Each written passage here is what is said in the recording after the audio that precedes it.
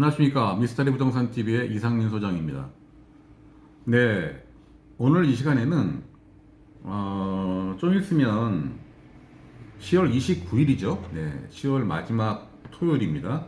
마지막 주 토요일 날 네, 매년 공인중개사 시험이 실시가 됩니다.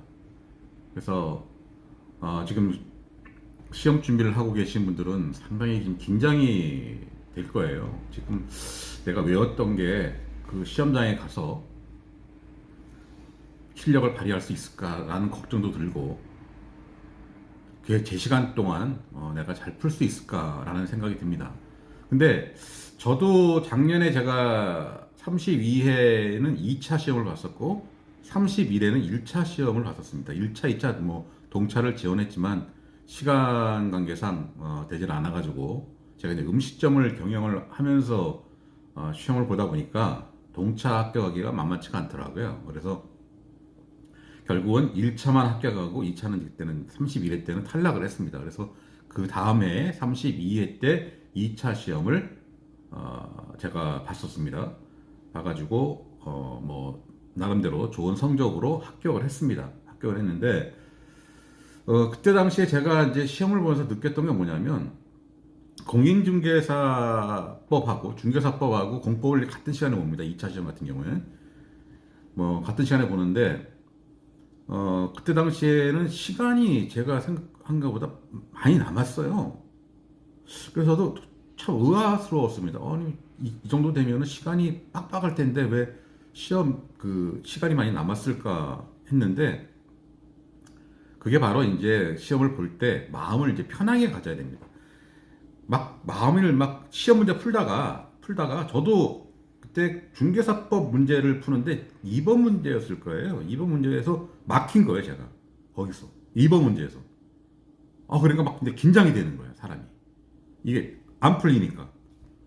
그래서 막 거기서 한 1, 2분을 막 소비했던 것 같아요. 그러면 제가 그때 들었던 생각이, 야, 이거 넘어가자. 6시간 끌었다 큰일 나겠다 해서 그 문제를 넘기고 그 다음 문제로 이제 풀기 시작했는데, 그 다음 문제가 이제 술술술술 풀리게 된 거예요. 예. 오히려 그게 중개사법 같은 경우는 사람들이 되게 쉽게 생각하지 않습니까? 쉽게 생각해서 우습게 보는데, 모든 시험은 우습게 보면 안 됩니다. 우습게 보면 안 되고 신중하게 풀으셔야 되는데, 그때 내가 당시에 이제 2번 문제를 패스하고 나머지 문제를 무사히 잘 풀었고, 그다음 공법 같은 경우에는 제가 전공을 학교 다닐 때 대학교 때 건축을 전공을 했습니다. 그래서 그러다 보니까 아무래도 공법에 대한 거는 다른 그 수험생들보다도 나름대로 이해도가 좀 빠릅니다. 빠르고 그 용어 자체에 대한 그게 좀 반감이 좀 없죠. 그래서 나름대로 공법 같은 경우도 무난하게 시험을 치렀어요. 그래서 하다 보니까 딱 다 이제 풀어가지고 딱 보니까 30분이 남은 거예요. 그래서 이상하다. 내가 왜 이렇게 빨리 풀었지? 라고 생각을 했는데 풀긴 다 풀었어요. 그래서 여유를 가지고 다시 이제 문제를 다 다시 한번 확인하고 그래서 뭐 공법도 점수가 많이 나왔습니다. 80점 넘게 나왔으니까 나름대로 뭐 성공을 한 거죠. 중개사법도 80점 나왔고. 근데 이제 공시법에 가서 2교 시간이 공시법입니다. 예전에 제가 처음 그 공인중개사를 도전했을 때가 언제였냐면 19회, 20회, 21회 요때 제가 처음으로 도전을 했었어요. 그때는 뭐 학원 다니는 거, 뭐 온라인 뭐 인강 듣고 이런 게 아니었어요. 그냥 책 하나 사가지고 그냥 뭐 나름대로 그냥 떠돌아다니는 동영상 주워가지고 들어서 그거 가지고 하고 그러다 보니까 어떤 게 중요한지도 모르고 그냥 무대뽀를 하다 보니까 너무나 양도 많고 중요한 부분이 어떤 건지도 모르고 뭐 이러다 보니까 능률도 오르지 않았고, 그래서 결국은 그때 당시에 1차 합격을 하고 그 다음에 또 2차를 봤는데, 그때는 2차 시험은 어떻게 했냐면 다 봤어요. 중개사법, 공법, 공시법을 1시간 내에 다 봤습니다. 그러니까 120분. 그러니까 120문제를 120번에 풀어야 되는 거예요. 그래서 뭐 정신없죠. 뭐 120문제를 막 풀려고 하다 보면 그냥 뭐 정신이 없는 거예요. 그래서 결국은 그때 59.98로 떨어졌습니다. 평균. 너무 안타깝죠. 한 문제만 맞아도 붙을 수 있는데 그게 안 됐던 거죠. 올해 32회 때는 중개사법에 제일 마지막 문제가 오타가 나는 바람에 그 문제를 전부 다 맞게 해준 거예요. 근데 그 40번 문제가 되게 아리까리한 문제였거든요. 근데 저도 결국은 틀렸습니다. 그 문제를. 그 문제를 틀렸는데 결국 다 맞게 해준 거예요. 그게 축척이라고 나와야 되는데 위에 그 하나가 빠져가지고 축적이라고 된 거예요. 그래서 그게 오타가 났다 그래가지고 다 맞게 해준 거예요. 원래 국가시험에는 오타는 인정을 하지 않습니다. 그래서 이의를 제기해서 그 문제는 다 맞는 거로 해서 서경석 씨가 이번에 저랑 같이 똑같은 지원을 해서 했는데 그분도 거의 60.08인가요? 60.08인 거예요, 평균이. 그냥 말 그대로 진짜 짜스타하게 맞춘 거죠. 예. 그 한 문제를 다 맞게 해준 그것이 그분한테 그게 도움이 됐는가는 안 되는 게 모르겠지만은 하여튼간에 뭐 짜릿하게 자 거의 드라마틱하게 합격을 하셨습니다. 그러니까 시험을 볼 때 뭐 100점 맞는다 그래서 뭐 상 주는 거 아닙니다. 공인중개사 시험 오는데 뭐 100점 맞는다고 누가 상 주고 뭐 차석했다 수석했다 그거 아무런 의미 없습니다. 이제 공인중개사를 따시게 되면 뭐 장롱면허로 하시는 분들도 계실 거고 나중에 지금은 필요하지 않지만 나중에 이제 노후에 대비로 라이센스를 따신 분들도 계실 거예요. 근데 대부분이 이제 라이센스를 따시면 뭐 공인중개사 사무실에 뭐 취업을 하시든지 아니면 본인이 개업을 하시는 경우가 대부분일 겁니다. 근데 요즘같이 부동산 경기가 좋지 않은 상황에서는 참 개업을 하기가 상당히 부담스럽습니다. 저도 지금 작년에 제가 라이센스를 따고 올해 4월 달에 개업을 했는데 개업할 때부터 경기가 다운되기 시작해가지고 지금 매매 거래가 거의 없습니다. 그냥저냥 나오는 전세 월세 네, 그 정도로 지금 사무실 운영을 하고 있는데 또 이 전세 월세 같은 경우도 말 그대로 저한테만 오는 게 아니라 단지 내 상가에 있는 부동산들이 엄청나게 많지 않습니까? 그 많은 분들하고 또 경쟁을 해야 됩니다. 그러니까 저는 이제 시작한 지 한 6개월밖에 안 된 햇병아리인데 그분들은 뭐 5년, 10년, 뭐 길게 10년 이상 하신 분들이에요. 베테랑들이에요. 그 베테랑 된 분들하고 같이 이제 경쟁을 하려고 하다 보니까 너무 힘든 거죠. 저도 뭐 영업은 솔직히 저 오랫동안 했습니다. 영업을 오랫동안 했는데 뭐 나름대로 뭐 지식도 그분들보다 못지않게 지식을 갖고 있습니다만은 꼭 그것만이 그런 거 계약을 하는데 뭐 도움은 될 수 있지만 그게 100%는 아니라는 거죠. 그분들하고 서로 경쟁을 해야 되고 하는 그런 것들이 상당히 지금 어려운 상황입니다. 만약에 지금 경기가 좋다 그러면 경기가 좋아도 만만치 않고요. 경기가 나빠도 만만치 않습니다. 그럼 여러분들은 이제 개업을 하면 어떻게 해야 되느냐? 많은 지식을 쌓아야 됩니다. 많은 지식을 쌓아야 되고요. 여러분들 뭐 시작하자마자 계약 바로 안 나옵니다. 짧게는 3개월, 길게는 1년까지도 계약을 못 하신 분들이 허다합니다. 허다해요. 그러면 그 손님이 나를 어떻게 믿고 나한테 계약을 줄 것이냐, 계약하자고 할 것이냐, 그걸 여러분들이 한번 곰곰이 생각을 해보셔야 돼요. 내가 그럴 능력이 충분히 있느냐, 그런 부분에 대해서도 한번 여러분들이 생각을 잘 해보시고 개업을 하셨으면 좋겠습니다. 무작정 개업할 일은 아니에요. 무작정 개업할 일은 아니고 여러분들이 잘 생각을 하셔서 개업을 해야 됩니다. 뭐 어떤 사이트는 뭐 들어가 보면 뭐 어떤 분들은 500만 원 버니, 600만 원 버니, 뭐 1000만 원 버니. 그런데 여러분들 현혹시키지 마시고 그건 내 게 아니에요. 그건 그 사람들 거지 내 게 아니라고요. 그 사람들이 1000만 원 번다고 내가 1000만 원 벌어요? 막 그분들이 100만 원 번다고 내가 100만 원 버나요? 아니에요. 그건 나 하기에 달려 있는 거지. 그게 무슨 뭐 정해져 있는 룰처럼 뭐 하면은 뭐 아유 뭐 1000만 원도 벌고 옛날에 뭐 1000만 원도 벌 수 있어요. 여러분들 잘 보시면 한 5억대 5억대, 뭐 예를 들어서 뭐 서울 같은 경우는 좀 모르겠지만 수도권 같은 경우에는 뭐 5억, 6억짜리 아파트 같은 거 한번 매매하게 되면 단독 중개를 하게 되면은 한 400만 원을 벌어요. 400만 원. 근데 뭐 단독 중개도 할 수 있지만 공동 중개할 수도 있잖아요. 뭐 한 200만 원 벌어요.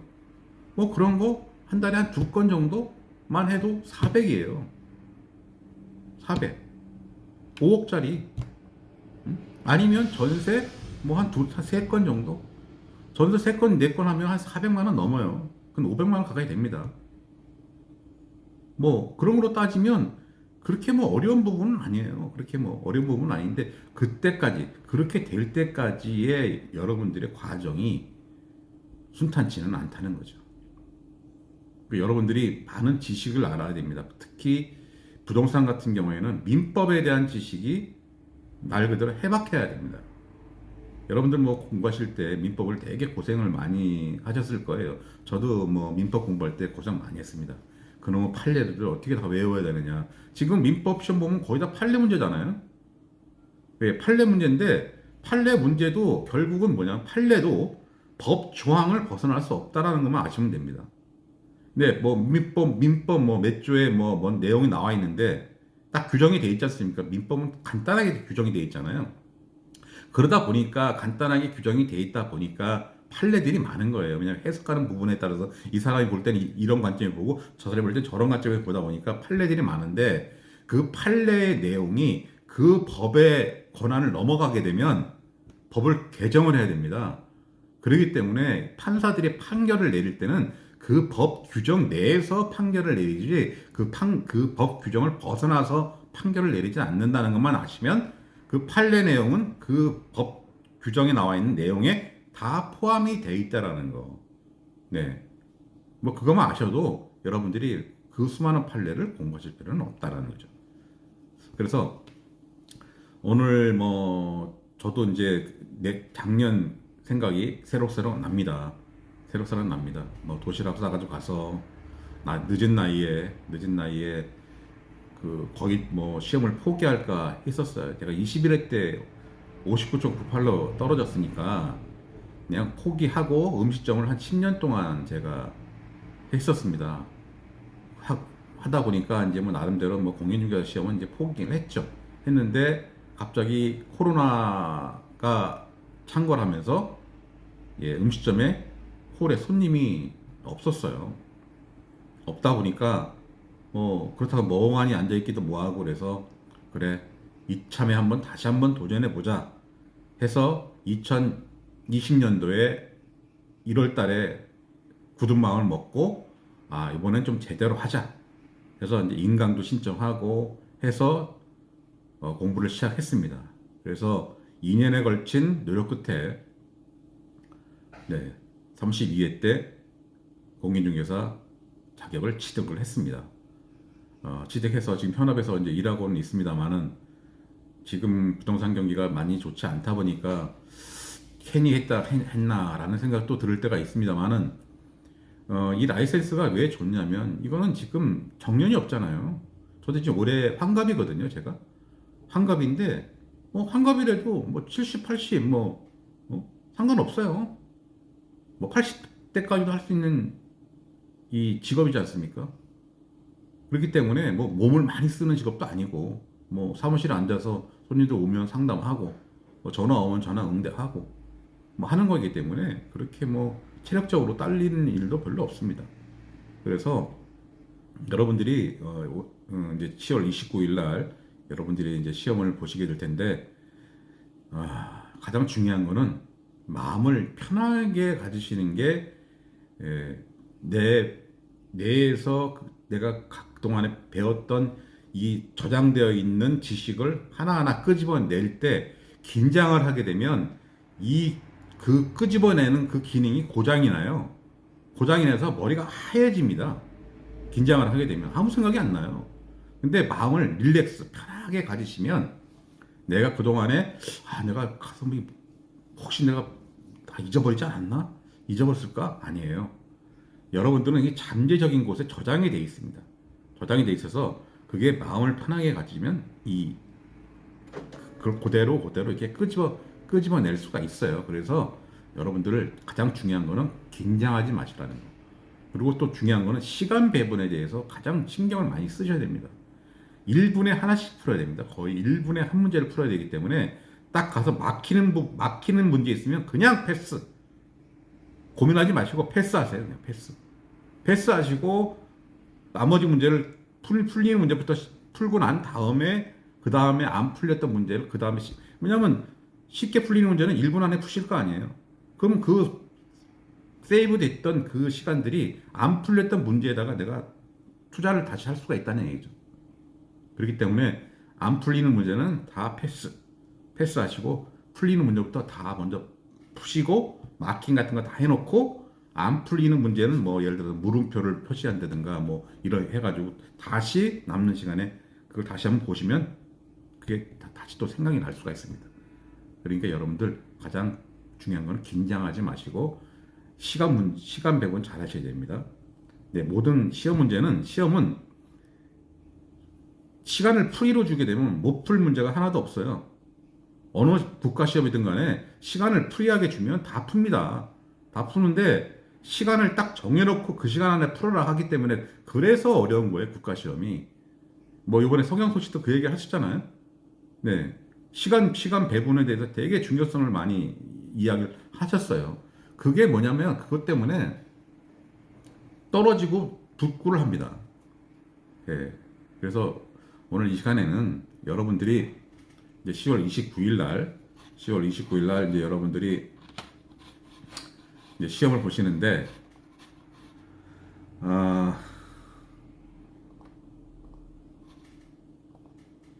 네. 공인중개사 시험 네, 접수하고 하는 데입니다.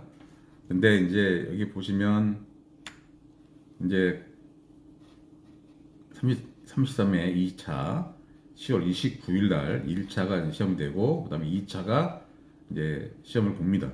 뭐 학교 발표 기간은 뭐 11월 30일부터 뭐 이렇게 발표한다라고 되어 있습니다. 이걸 보시면서 여러분들은 점점 더 긴장이 될 거라고 생각이 됩니다. 긴장이 될 거라 생각이 드는데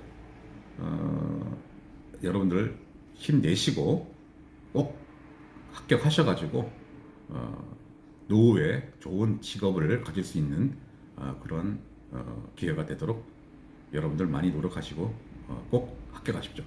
화이팅!